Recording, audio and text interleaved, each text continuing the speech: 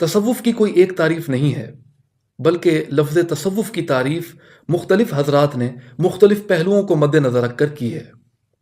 بعض کہتے ہیں کہ تصوف لفظ صوف سے مشتق ہے، جس کا معنی اون ہے، یعنی اہل تصوف وہ لوگ ہوتے ہیں جو اون کا لباس پہنتے ہیں۔ بعض کہتے ہیں کہ صوفی وہ لوگ ہوتے ہیں جو اصحاب صفہ کے طریقے پر ہوں۔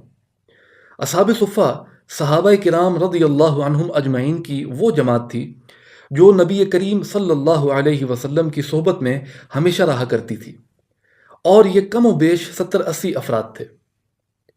یہ اصحاب نبی کریم صلی اللہ علیہ وسلم کے پاس بیٹھ کر علم دین حاصل کیا کرتے اور مسجد نبوی کے باہر ایک سایہ دار چبوترے پر قیام رکھتے تھے۔